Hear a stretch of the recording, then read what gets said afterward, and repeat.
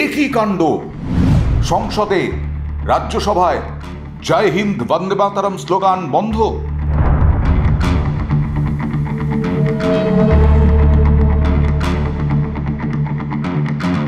চন্দনেশ্বরে, ওড়িশার চন্দনেশ্বরে বাঙালি ব্যবসায়ীরা ব্যবসা করতে পারবেন না। ওড়িশার দোকান করে তুমি খালি করনে একই সামনে বসে দোকান করিবে, ব্যাপার করিবে, তুমি সুদা খাইবে তো না না বন্ধ করিবা পূর্বରୁ তুমি যাইকি আলতামর 3 দিন তো টাইম দিয়াও নেতা মানে কইছি পড়ে যান, তুমি চন্দনেশ্বর দোকান করো। গত কয়েক মাস ধরে যাদেরকে পুশব্যাক করা হয়েছিল, একেবারে গত কয়েক মাস ধরে সোনালী খাতুন অন্তঃসত্ত্বা মহিলা, তিনি সহ আরো বেশ কয়েকজনকে বাংলাদেশে পাঠিয়ে দিয়েছিল বিএসএফ।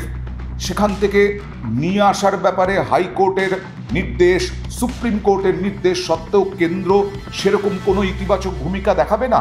সোনালী খাতুন, যাকে বাংলাদেশি বলে আখ্যায়িত করে বাংলাদেশে পাঠিয়ে দেওয়া হয়েছে, তার মার নাম রয়েছে 2002 এর তালিকায়, বাবার নাম রয়েছে 2002 এর তালিকায়। হাইকোর্ট বলেছে সে ভারতীয়, তাকে ফিরিয়ে আনতে হবে। ভারতবর্ষের স্বরাষ্ট্র মন্ত্রক বা বিদেশ মন্ত্রক কোনো উদ্যোগ দেয়নি, দেখায়নি বা তৎপরতা দেখায়নি। পর পর পর পর পরিযায়ী শ্রমিক মৃত্যু, পরিযায়ী শ্রমিকদের তাড়িয়ে দেওয়া, বাঙালি বিদ্বেষ, এই প্রচারিত তৃণমূলকে অনেকটা বেশি এগিয়ে দিয়েছে। রাজনৈতিক বিশ্লেষক তারাই মনে করছেন সেটাই। আমি তৃণমূল, বিজেপি, সিপিআইএম, কংগ্রেস এই হিসেবে বলছি না, আমি বলছি একজন বাঙালি হিসেবে। বাঙালিদের ওপর কি বিদ্বেষ বাড়ছে? পরপর পরপর যে ঘটনা, সেই ঘটনা তো আসছে, সেই অভিযোগ তো আসছে।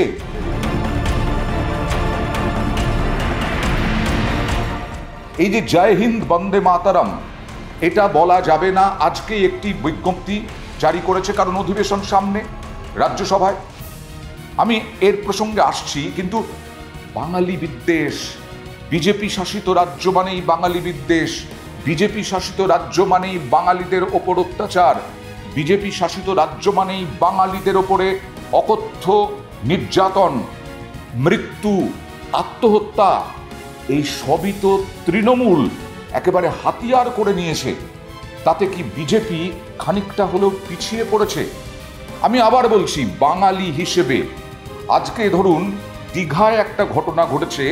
দীঘায় পিডব্লিউডির জমি এবং শঙ্করপুর দীঘা উন্নয়ন পর্ষদের জমি, সেই জমি দখল করে ব্যবসা করছিলেন বেশ কয়েকজন। রাস্তা সম্প্রসারণের জন্য সেই সমস্ত দোকান উচ্ছেদ করা হয়েছে। বাঙালিরা বলছেন যে হ্যাঁ, আমাদেরও দোকান উচ্ছেদ হয়েছে, কারণ রাস্তা সম্প্রসারণ হবে। সরকারি জমি তো, পিডব্লিউডির জমি বা শঙ্করপুর দীঘা উন্নয়ন পর্ষদের জমি সরকারি জমি। সেই সরকারি জমি জবরদখল করে থাকলে একটা না একটা সময় তো উচ্ছেদ হবেই।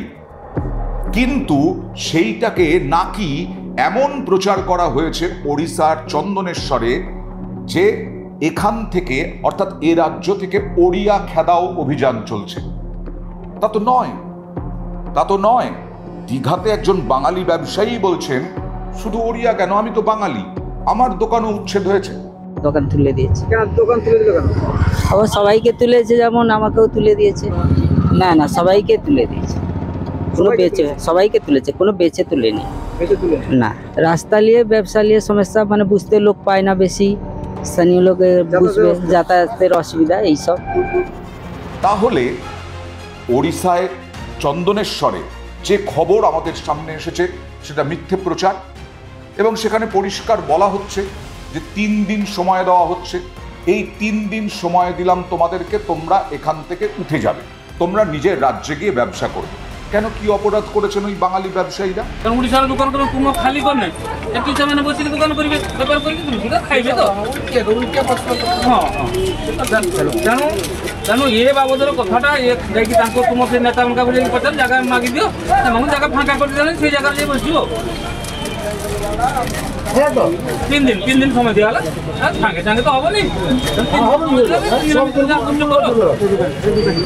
বাঙালি ব্যবসায়ীরা তো দীর্ঘদিন ধরে ব্যবসা করছেন, এবং হতে পারে যারা আজকে হুমকি দিচ্ছেন, হুঁশিয়ারি দিচ্ছেন, 3 দিনের মধ্যে বাংলাতে চলে যাওয়ার কথা বলছেন, ওড়িশা ছাড়ার কথা বলছেন, তারা তাদের বন্ধু বান্ধব চেনা জানা।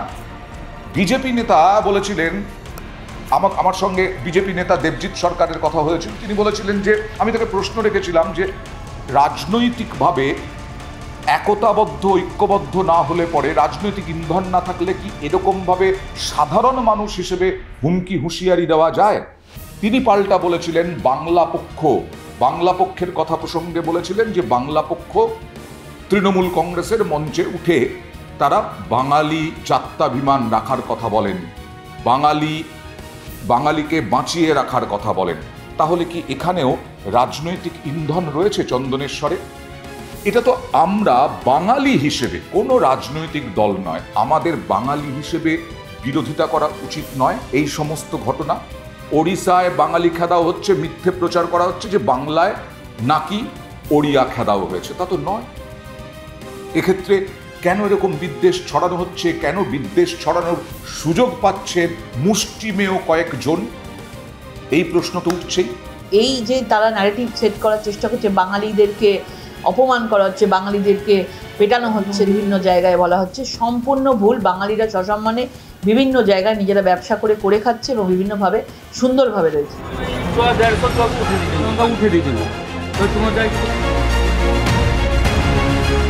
এছাড়াও প্রশ্ন উঠছে যে আপাতত কেন ফেরানো হচ্ছে না সোনালী বিবি খাতুনদের। আবার বলছি, এই প্রসঙ্গে আসছি যে সোনালী বিবি খাতুনরা কি অপরাধ করেছেন? তারা তো ভারতীয়, হাইকোর্ট নির্দেশ দিচ্ছে, সুপ্রিম কোর্ট নির্দেশ দিচ্ছে যে তাদেরকে বাংলাদেশ থেকে ফেরত আনতে হবে। দিনের পর দিন চলে যাচ্ছে অন্তঃসত্ত্বা সোনালী বিবি খাতুন, তিনি বাংলাদেশের জেলে পড়ছেন, তিনি সহ আরও বেশ কয়েকজন, এবং সোনালী বিবি সহ 6 জনকে বাংলাদেশ থেকে ফেরানো নিয়ে সুপ্রিম কোর্টের প্রশ্নের মুখে পড়ল মোদী সরকার। কি বললেন প্রধান বিচারপতি সূর্যকান্ত? তিনি প্রশ্ন তুললেন, যখন সোনালী বিবিদের ভারতীয় নাগরিকত্ব বেশ কিছু নথি মিলেছে, তখন তাদের কথা শোনার জন্য অন্তর্বর্তী ব্যবস্থা হিসেবে কেন ভারতে ফিরিয়ে আনা হচ্ছে না? আমরা তো দেখছি যে কোনো তদন্ত ছাড়াই সোনালীদের বাংলাদেশি বলে পুশব্যাক করা হয়েছিল।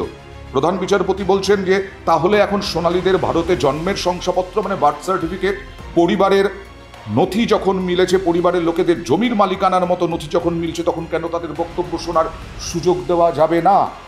এ বিষয়ে আগামী সোমবার কেন্দ্রীয় সরকারের বক্তব্য শুনবে সুপ্রিম কোর্ট।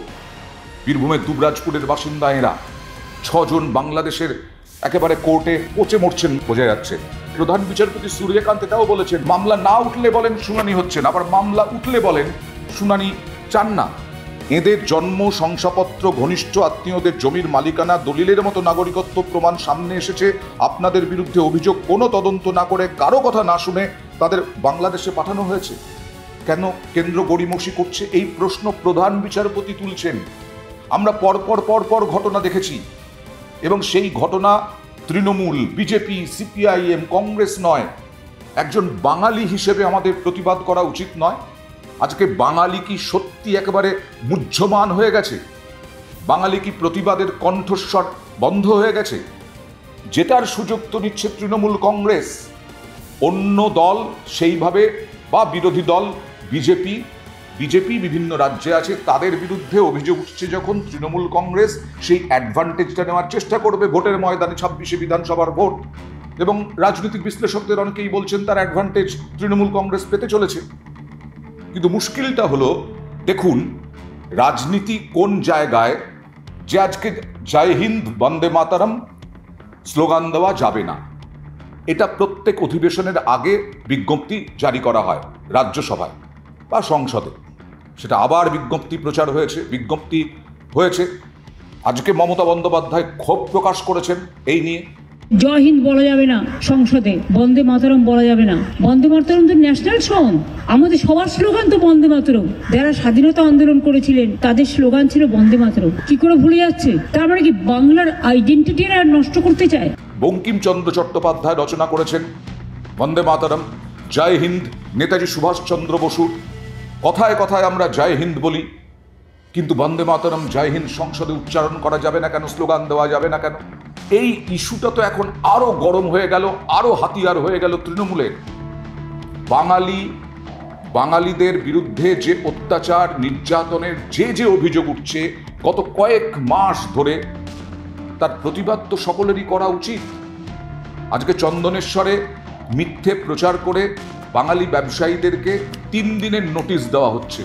আমরা কোনো কিছু এক পক্ষ বলছি না, আমরা সমস্ত পক্ষের বক্তব্য আমি অন্তত আপনাদের সামনে তুলে ধরছি। এই বাঙালি খেদাও কি, কোট আনকোট বাঙালি খেদাও কি সত্যি হচ্ছে? সত্যি কি অন্যান্য রাজ্যের মানুষের মধ্যে বিতৃষ্ণা বাঙালিদের ওপরে?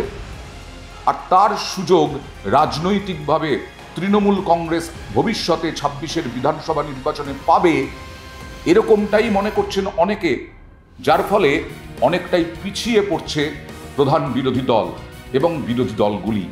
তাই প্রশ্ন যে আজকে সোনালী বিবি খাতুনদের কবে ফেরানো হবে, কেন্দ্র কবে সক্রিয় হবে, কিছু না জেনে, কিছু না বুঝে, কিছু না শুনে কেন তাদের পাঠিয়ে দেওয়া হলো বাংলাদেশে, কেন ফেরানো হচ্ছে না ভারতে?